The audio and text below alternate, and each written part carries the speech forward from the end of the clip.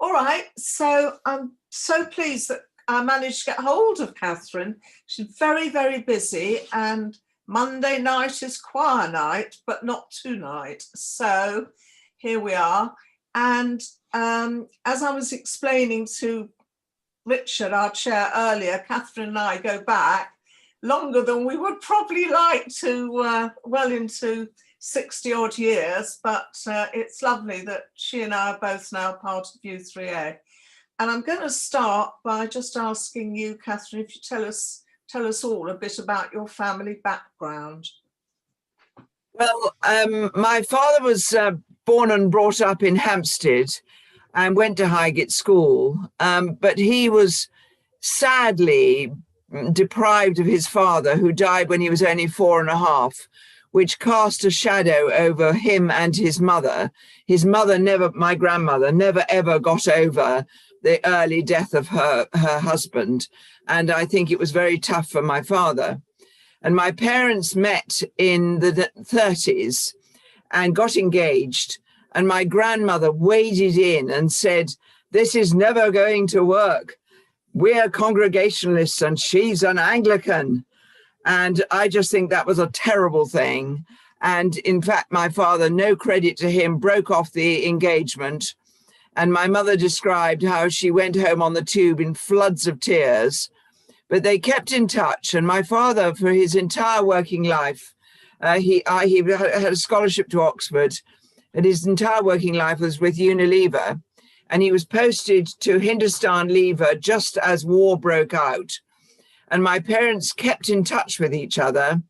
And at some point, my father wrote to my mother and said, "I've been an awful idiot. Can we go back and will you marry me?" And my mother sent her a telegram with the one word, "yes." And then they kept in touch all the way through the war. And I have my mother's letters to my father, which are bewitching because I can hear her voice all the way through. But she couldn't get out and he couldn't get back. And of course, his mother had gone with him to India, needless to say. Anyway, they both came back in July 45 between VE and VJ Day. They got married in July. My grandmother did not go to the wedding. And off they went on their honeymoon to Scotland. And indeed, Mum told me that I came to be on a Scottish hillside, which I think is a lovely thing to be told. And then we came back to England. I was to London. Our first home was in Hampstead.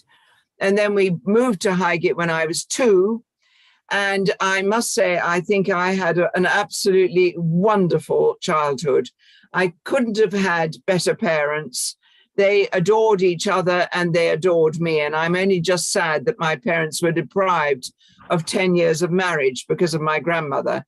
Needless to say, my grandmother stayed with us. There was no money to set her up and she was an old lady. She was horrid to my mother and she was horrid to my father. She liked me all right, and I have fond memories, but now I've heard all the background, I think much of her. Anyway, I went to Henrietta Barnett Junior School, where I was extremely happy for 3 years. And then I went to Channing, which is where I met Eleanor when we were both 11, and went through my Channing career. I loved school. I was lazy and easily distracted. So I didn't leave with particularly good A-levels. I hadn't a clue what I wanted to do next. And to cut a lot of long stories very short, I went as a community service volunteer to an approved school in Yorkshire. Now, I was a privileged and sheltered only child, and suddenly a new world was opened up to me. I hadn't a clue how fortunate I realized how fortunate I was. And it absolutely changed my life. It sent me politically leftwards, and it made me feel that I wanted to give something back. And again, to cut many long stories short, I ended up teaching in Brixton and then Lewisham and Tooting. But before I did that, I worked in Unilever for a couple of years, and then I climbed in a 3-ton Bedford truck. And 16 weeks later, I climbed out in Johannesburg. And I wrote a diary to my parents, which my mother typed up and handed to me as a typescript when I got back. And I'm in the process of finalizing the text. I've illustrated it, I edited it, and I now want to get it published. And so if anybody has any advice about how I might do that, please let me or Eleanor know. Anyway, I then taught in Brixton, which was a terrible shock. I'd done my PGC in Oxford, where they were training us for independent and selective schools. And there were only 2 of us that went to comprehensives. And during my first term, I would be actually physically sick before I went in. I was living with my parents in Highgate, traveling down to Stockwell in the morning. And it was terrible. It was completely awful. And over Christmas, I gave myself a talking to. Either you get better at this or you go and do something else. And of course, I got better at it. And I moved on to be head of department in due course at another school. And then John and I got married. I married John Mead, who was 21 years older than me. And we were married for 36 years. He was then teaching at South Bank Poly and then became a psychotherapist, a Jungian psychotherapist. And we lived in Balham for 28 years, which was marvelous for us. It suited us very well indeed. And at some point, I think I ought to stop. Maybe you should ask me some questions. I'll interrupt because when we were talking, you were saying something about after teaching, you went for something to do with technology. Yes. Well, after John and I tried to have babies, and I had miscarriages, and that was very hard. And I realized at some point that I could not possibly stay teaching the least able for the rest of my professional career. And by a collection of imaginative things, I ended up working for the charity Intermediate Technology, founded by E.F. Schumacher, the author of Small is Beautiful. And because I had this education background, I set up their education program. And for me, that was the most important part of my professional life. It was completely wonderful working there. Very bright, sparky, angry, questioning people. And so it was an absolutely marvelous place to work. And that came to... Sorry, can you just explain a bit what it was about? Yes. The charity's motto was find out what people are doing and help them to do it better. So during my time, they set up offices in Kenya, Sri Lanka, Peru, Bangladesh. Where have I missed? 1 or 2 others. And so the point of it was to look at people's technology and find out what they were doing and what modest improvements could be made to the technology to make it better and more useful. So it was about income generating and small scale capitalism, if you like. It was people running small businesses. And it's still going. It's now called Practical Action. It's now quite a big charity in the scheme of things, not like the really big ones, but a sort of modest middle of the road size charity called Practical Action. And if you Google them, you'll find out all sorts of wonderful things. So, and my education stuff went on and was developed. I mean, I left and it went on from strength to strength. And much to my distress last year, following COVID and all the things that have made all the charities have to draw in their horns, they've closed my education program down, which I must say distressed me terribly last year.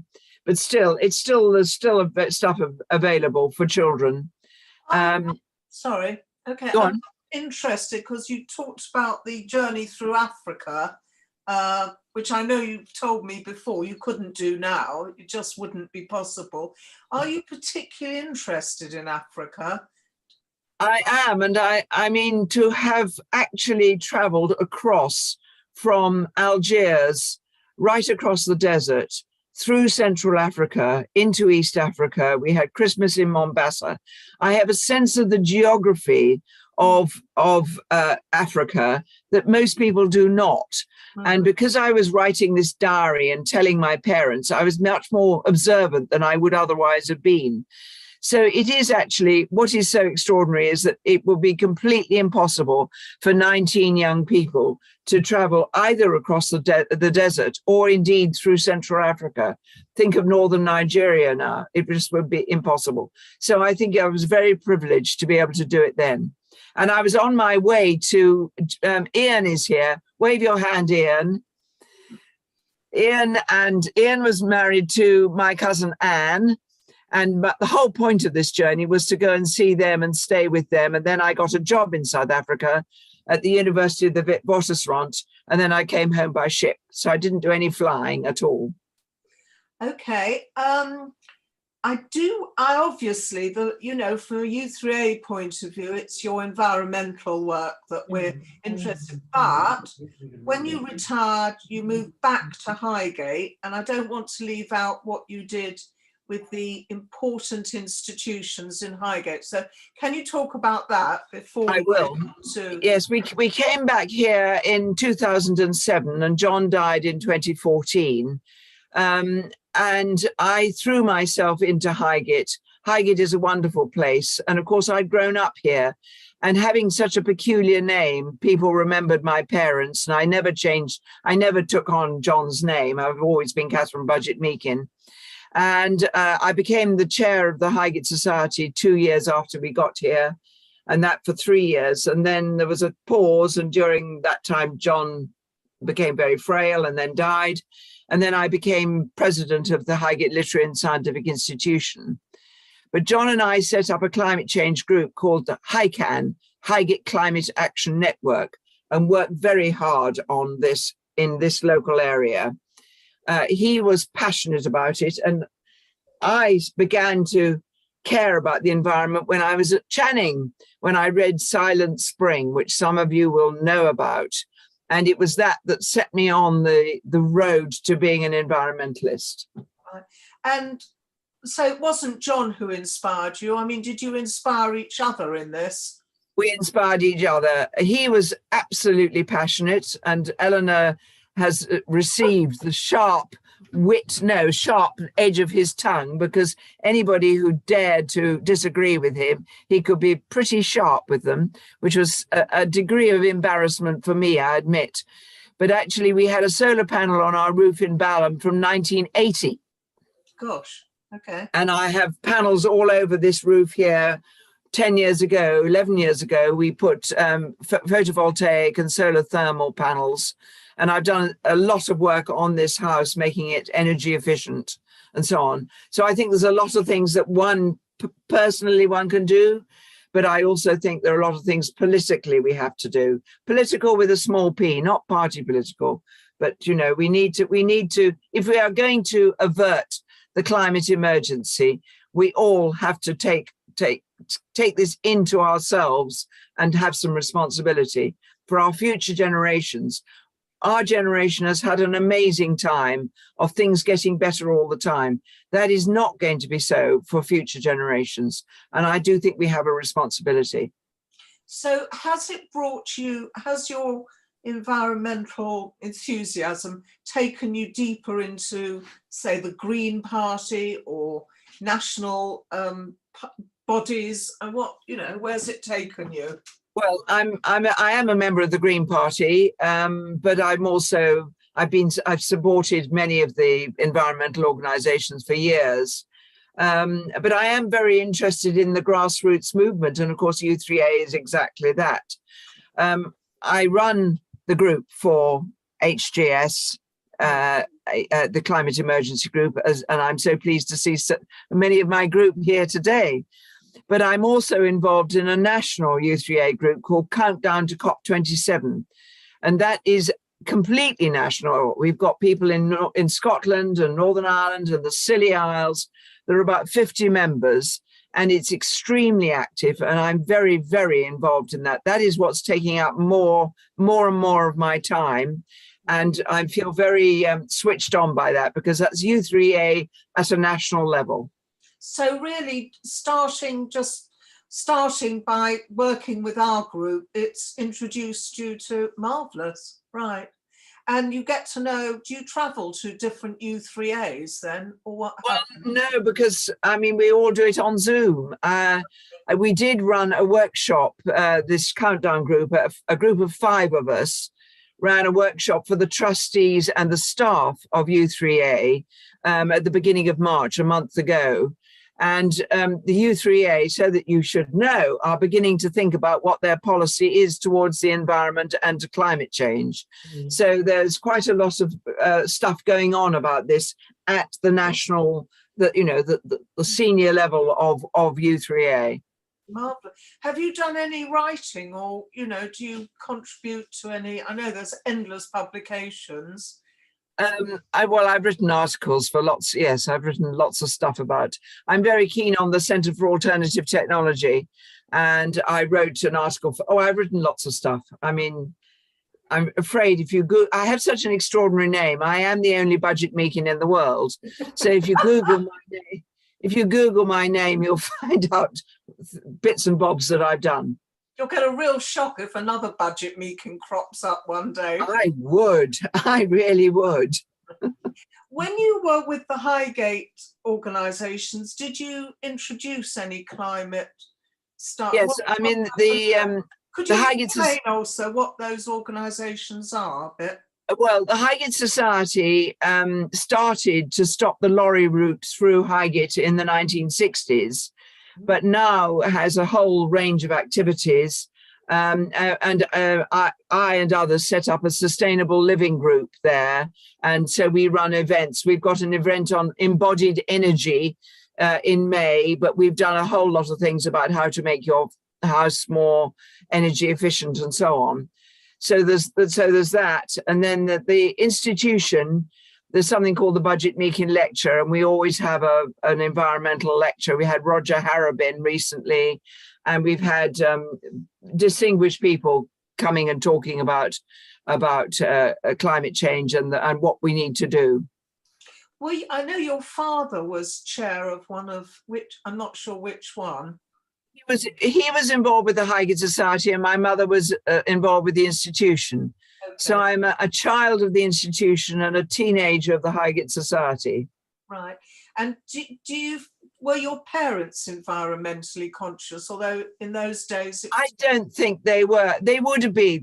My father most certainly would have been, had he been around now. It would have been absolutely something he would have embraced. And have you got any sort of particular aims? I mean, are you working towards something particular, or just general? I want our politicians and our economics to change in the interests of the future.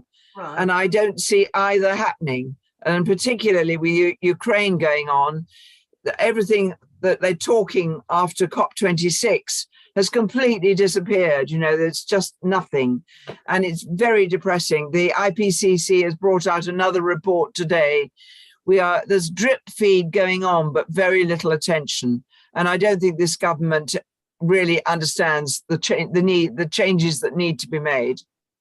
How do you feel about groups like Extinction Rebellion, who are quite disruptive in their I do support them in the sense that I give them some money. I have not demonstrated at all. I've done an awful lot of demonstrating and marching over my time, and I actually think I'm not going to do that anymore. I've done that. I think they did a brilliant job right at the beginning when it was 2018, 2019, and along with Greta Thunberg, they really brought it into a conversation to be had. I personally think they've slightly got it wrong now, but on the other hand, nobody else is saying very much, so at least they're making us think about it again. Does it feel very frustrating that mainstream politicians don't sort of seem bothered? I think it's desperate. I think it is. I think future generations are going to look at our generation and be very, very, very critical of our head in the sand behaviour. Right. And do you support, like, for example, Sadiq Khan is doing a lot to keep cars out of London and the ULEZ and things like that. Is that? I mean, I think it's good that he's doing these things. I think the way he's done it has not necessarily been to take everybody along with him. I mean, one of my colleagues in the Highgate Society is very, very concerned about air pollution. Yeah. And obviously we do need to get rid of cars if we're going, or reduce cars enormously if we're going to reduce air pollution. And that is damaging children's lungs most terribly. So where do you see your immediate future?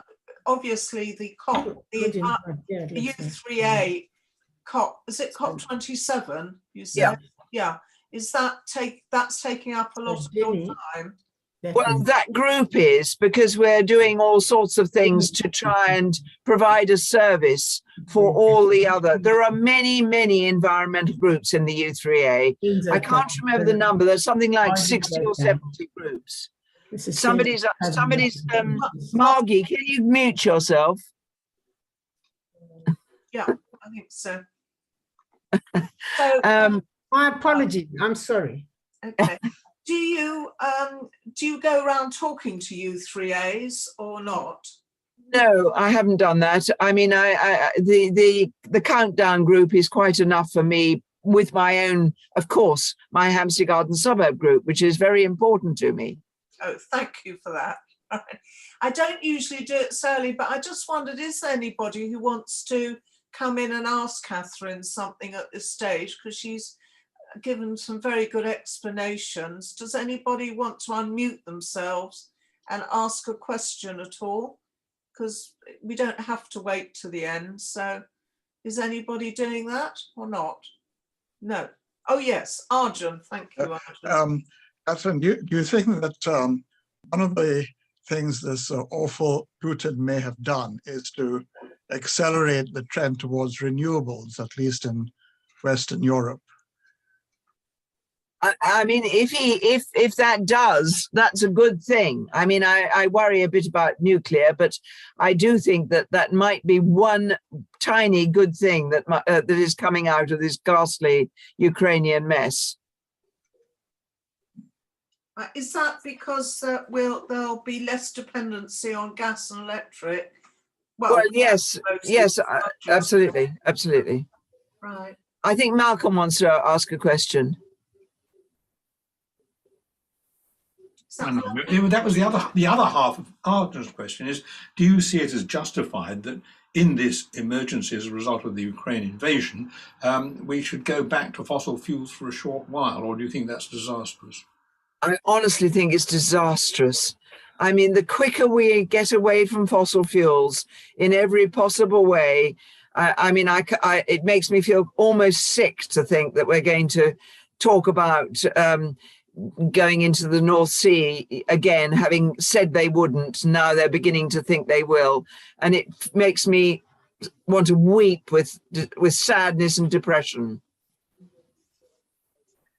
One of the things that I often bring up when we're at meetings is the balance between keeping jobs, for example, in the tourist industry, and the green factor. I mean, it's a very, very difficult balance, isn't it?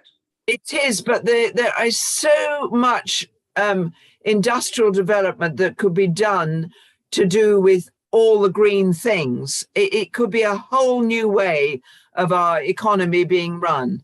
And I must say my heart sinks when I hear about people rushing to fly everywhere the moment they possibly can. I mean, I personally have flown in my time. I'm sure we all have, but I'm not going to say I'm never going to fly, but I don't expect ever to fly again. And I'm going to Belgium by train. I'm going to the south of France by train. I'm going to do that. I think Margie's got her hand up.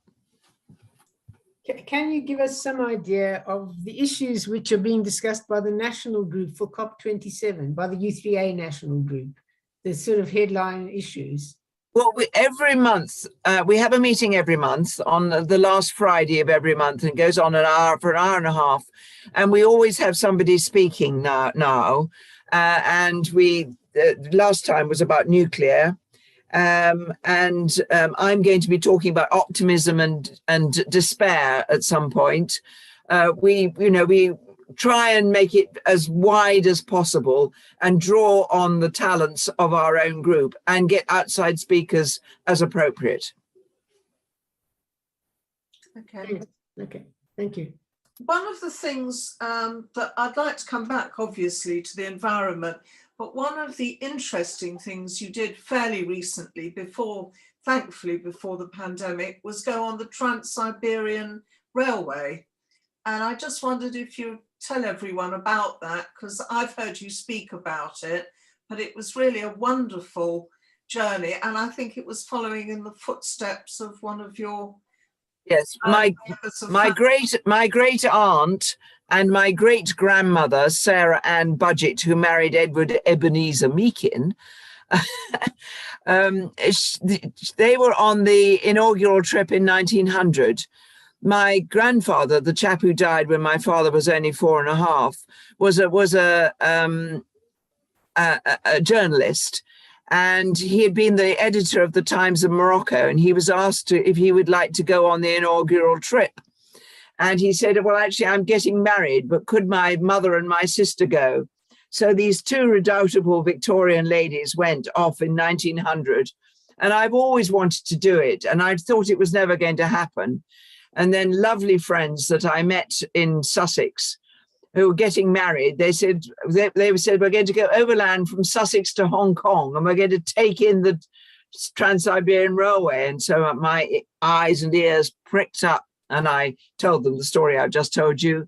And to my absolute honor, they invited me to join them for that segment. So for 3 weeks, we went from Moscow to Irkutsk, into Mongolia and to Beijing. And then we said goodbye to each other. They went traveling and I went on across the Pacific to Canada and back the other way. So it was around the world in less than 40 days. And I confess I flew. Can you say more about it? Because I was riveted about through Siberia and, that's so remote in a way. I think the only criticism, and I can say this because my lovely friends are not on this Zoom call, it was their trip. And if it had been my trip, I would like to have got off a bit more. I would like to have seen a bit more, been a bit more of a tourist. As it was, we sat on the train for 4 days from Moscow to Irkutsk.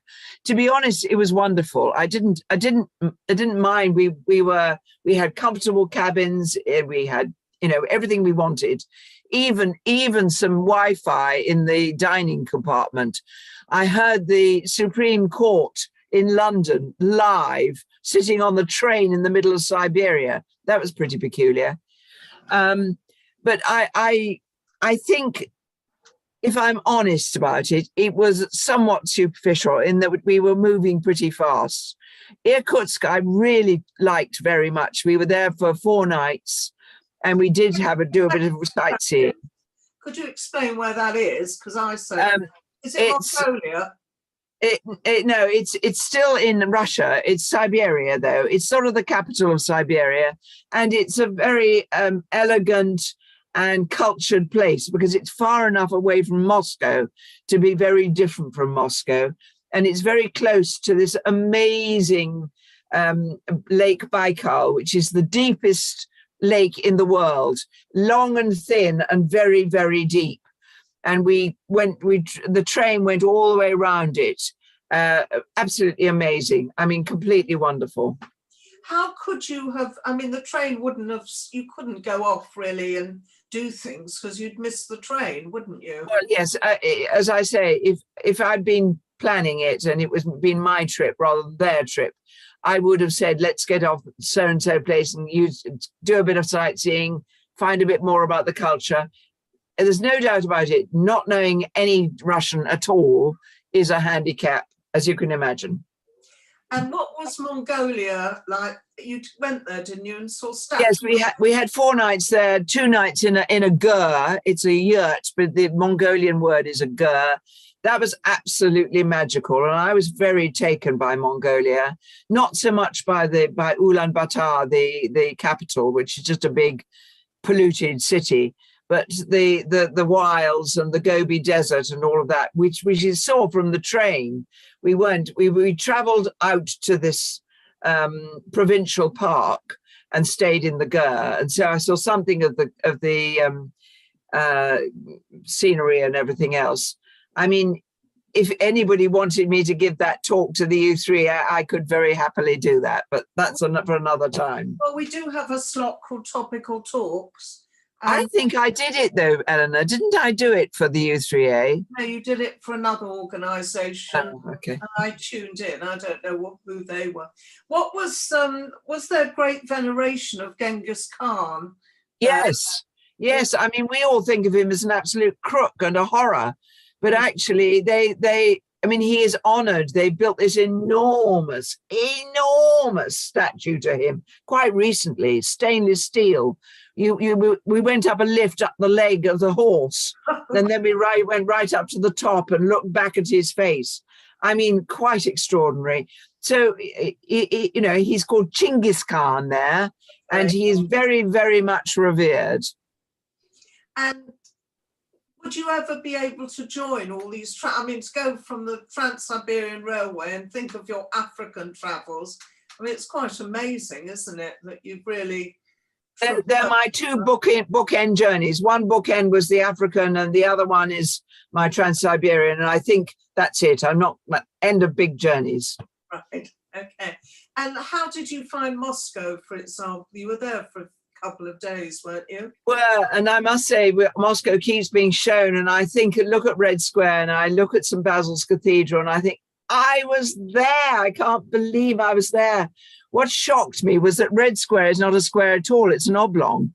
And that rather, it was surprising. And the same with Tiananmen Square in Beijing. That's an oblong as well. So it just, in those things that we see on television, actually to have been there feels like a massive privilege. And we went into the Kremlin, of course. We went on a tour.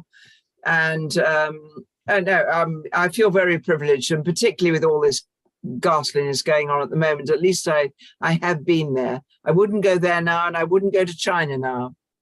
What did you feel about the environment? When I was in Beijing, I didn't feel any of the smog and whatever, but I know it's meant to be very bad there. Did you find that? I think after the Beijing Olympics, I think before the Olympics, they really cleaned up their act.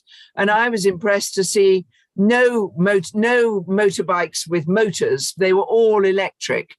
So they've obviously really, it didn't feel polluted to me at all.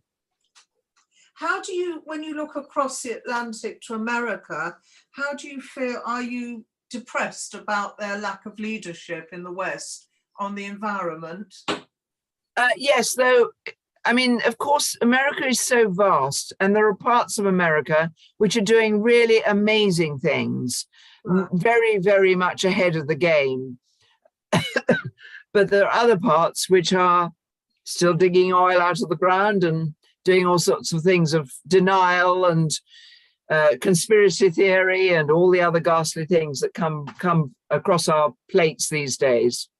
So does the environmental activist world really, is it international, or does it tend to be each group in their own country, or do they link up? It's both. It's both. I mean, the whole COP process, which means it stands for Conference of the Parties, which is a UN-based thing, has been going since 1992, when the first Rio conference took place. And I was involved. I mean, I wasn't involved, but I was aware of all of that at that time. And, the UNFCCC, the United Nations Framework on Climate Convention, I think that's right, got going then. So, I mean, it's all been there for a very long time.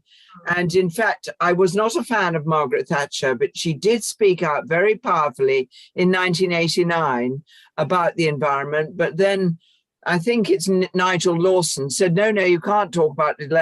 It'll have implications for our environment. And our economy. You must shut up about it. And from that moment on, he shut up.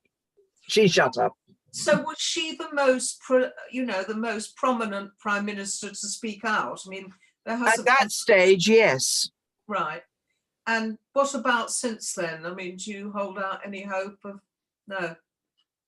Well, I mean, Cameron made noises, but now he talks about green, and I won't say the very rude word he said after it. Okay. And how do you see the Green Party doing? I mean, are they don't seem to get anywhere I know it's our electoral system as well. I mean, at grassroots level, at local council level, I think they're very effective. And there are a lot, I mean, it's going to be very interesting to see what happens at the local elections coming up. I mean, as you say, the electoral system is completely against the Green Party or any kind of centre-left coalition. Yeah. So I think there's some people with hands up. Good. Well, that's lovely. Who are they? Ian and Margie. Oh, right. So let's bring them in. That's great. Ian, do you want to say something? Yeah, I do. Thanks. It's absolutely fascinating, Catherine, hearing both of you chatting. I think we've all found it very interesting. I certainly have. So a question I'd like to ask is, what are the sort of the most effective things our generation, people of our generation, or generations, because we do span quite a wide age range in U3A, what are the most effective things we can do, either individually or collectively, to help with the environment? I think the most important thing is to become educated, to actually find out what's going on. There are plenty of books which are accessible, or there's masses of stuff on the internet. If you just want to find out anything, it'll be there. And I can certainly point people in the right direction if they want any kind of tips on that. I think knowing about it, caring about it, and then doing something about it, whether it's in your own home, in the way you live your life, in the way you eat. I mean, I'm now almost veggie. I'm not going to be veggie ever, completely veggie, but I'm almost veggie. There are all sorts of things we can do in our own way, but I also do think we need to talk to our politicians and tell them we care about this. We care about our future generations. On that subject, before we bring Margie in, is enough done in schools? I mean, do people go around to youngsters and talk about it? I think kids know much more than most adults. I mean, there's a lot of stuff in science and geography, and I think they are much more. I mean, it's the young in the Extinction Rebellion that are leading the way. Greta Thunberg is, obviously the other example. The young are much better. They actually care because it's their future, not ours.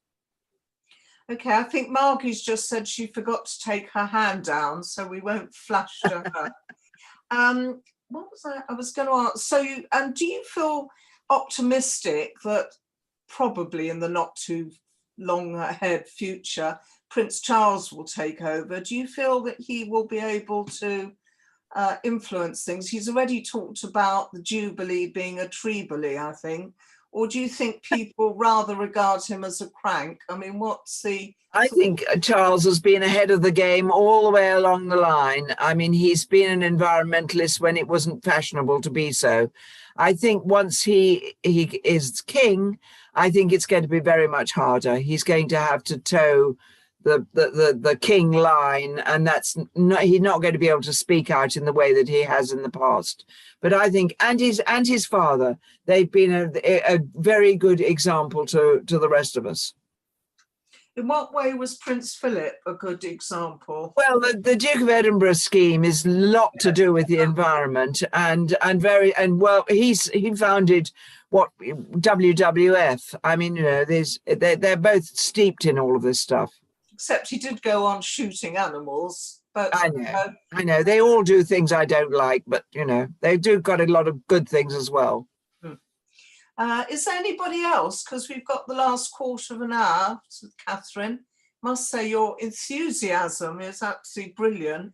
So do you think ever of going to schools and talking or with young people? No, I'm not the right generation to do that now. It needs to be younger people doing it. I set up something at Channing called the CBM Award, and I'm going to follow that up because we've got a new headmistress there. I was a governor of Channing for 23 years. Did you introduce any green ideas when you were a governor? Yes, yes. I set up this CBM award, which was, the kids had to work in teams and do some research and then make presentations to their peers. How's that going? Is that Well, life's not been easy for schools in the last 2 years, as we all know. So everything has been a bit of a struggle. But the headmistress has just been in touch with me and wants me to go in the new term and talk about what they can do to bring it back to life. so? That's good, isn't it? Do you think your travelling days are behind you? I mean, you've done so much. Or do Big travel, definitely never again. I'm not, and certainly not going to do any long haul flights. I don't think I'll be flying at all. It makes me sad because I'd love to go to a Greek island again, but going to a Greek island without flying is a real problem. But anyway, I've done it. I've been there. So aren't I lucky? There are lots and lots of places I can go to by train. And are there electric trains now, the main trains? Do you think that's a switchover? I'm sure that will happen. We've got a lot of electrification here after all. It all depends on how you're generating your electricity, however. Okay, and also electric batteries, as I know, are not without their downside, are they? I mean, that's a big issue. And the way that the lithium and cobalt are mined is horrendous. It's a very difficult balance, isn't it, in the world? I mean, between, moving on and not letting the side down in a way. I think if I'm really, really honest with you all, I think that our economic system, which is built on more and more consumerism, getting more and more stuff, more and more sales, more and more, is absolute anathema to a future that works. And are you, because you're so vocal and enthusiastic, are you sorry you didn't go into politics at one point? Oh, I hated to have gone into politics. You've got to make so many compromises and play all sorts of games. I would have hated it. Even in the Green Party or at local council level, or no? Okay. So what is your remaining ambition now in terms of... Sarah's waving her hand. Good, Sarah. Unmute yourself, Sarah. Unmute yourself. There we go. Yes. Do you think there should be far more effort to explore tidal energy? Yes, I do. I mean, there have been efforts, but it's nothing like as good as it ought to be. And I'm sure with clever technology, we could be getting a lot of energy. We have plenty of sea around us. Yes, and so do a lot of other countries. Yes, so it does seem that is a uncharted territory that should be explored. Yeah. Yes, absolutely. Yeah. What about inshore wind farms? Isn't that quite a inshore what? I thought inshore wind farms was something that... Oh, well, yes. I mean, this is a discussion which is now just coming back into conversation. So many people said they didn't want wind farms. I actually think they're beautiful. I think on a hillside, you don't want them on every hillside, but the occasional hillside, I think they look absolutely magical. They turn in this wonderful, slow, elegant way. I can imagine if you had it sound, if you could hear it, that wouldn't be so great. But visually, I think they're beautiful, and I think people are being very selfish about it. So what is your ambition? What remains a goal for you in environmental action terms? If I had my way, well, there's a big question. I would like us to be changing our economic system so that things lasted, things were mended. All this throwaway society, all this overconsumption, all this waste is disastrous for the environment in every sense of the word. And I just think that we have to change in a big way our economic system. And that's very difficult. Eleanor, I had a question, if I may. Hello, Catherine, and thank you for Hi. a fantastic talk and for your leading of this vibrant group. So one of the senses I get from you is the sense that make what efforts we will, it's not working on a large scale. And it seems to me that maybe we have to face up to climate change. And indeed, I believe the practical action of which you spoke, and I'm a great fan of, one of the things they do is help people, particularly in the underdeveloped countries, cope with the effects of climate change. So I wondered what your thoughts were about how the world can face up to what seems to be an inevitable decline in the ecology. I think that is the question of the night, to be honest. I am by nature an optimist, but if I'm really honest, I'm not hopeful at the moment that the changes that need to be made are going to be made in time. And I think in another 100 years, our world will be very different. I think there will be terrible wars as people can no longer live in the terribly hot and dry places of the world. They will move to other places. There will be water wars. There will be immigrant wars, if you like. I think that a lot of people are going to die, to be honest, and we might in maybe 200 or 300 years have a much less huge global population. Perhaps that's not such a bad thing. I don't know. I won't be here to see. Well, I'd like to say thank you, but that's but thank you. There was an item on the news about Antarctica. I always get confused between Antarctic and Antarctica, but as more melts, there will be war. There's going to be a land grab going on there. Yes. Is it Antarctic? Yes. Well, both Arctic and Antarctic are both melting, and the water level rise. When you think of all the big cities that are on the edges of water, I mean, after all, we have our Thames barrier. They thought about that some time ago, but it won't keep out serious. No, I'm just really glad that I live on a hill in Highgate. Mm-hmm. Malcolm has a question, I think.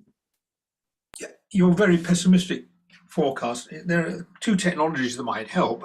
One is we're quite near to using, although we haven't quite cracked it, is hydrogen. Using hydrogen energy source. Of course, it depends how you get it. And the other one, which is always 10 years away at least, is nuclear fusion. Yes. If the world could crack that, a lot of our environmental problems could be solved. I'm sure that's true. I mean, they've been talking about fusion for a very long time, and certainly hydrogen. I think there's more happening. There will be some technological fixes which will make a difference, and that's great. I don't want to be too pessimistic about it, but it's human nature which is the problem. Thanks. Not much we can do about that. But I suppose in capitalist countries, ever more consumption is sort of part of the system, isn't it? Exactly. 20% of the world's population consumes 80% of the world's resources. That is a shocking statistic, and it shows the injustice of all of this. The people who've done least to damage the climate are the ones who are suffering most. And we who've done the damage, and it's not we on this screen, it's our rich society across the last 100 years, but particularly the last 50 or 60 years, have a responsibility. So do you have any shred of optimism, being an optimist? I'll go on trying. I'm not going to give up. And has anybody, we've just got about 5 minutes left, I think.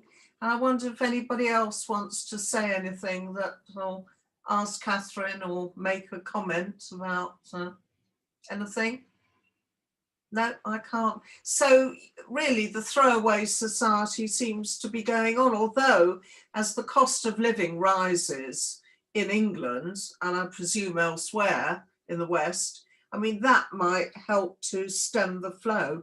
But then what Yes. about the people who are put out of work? If manufacturing, I mean, it's always seems to be checks and balances, there's never a complete answer, is there?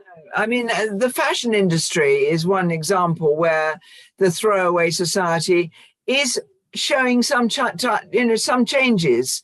There's all this upcycling. It's become fashionable to wear old things, not new things. That's a very interesting development, I think.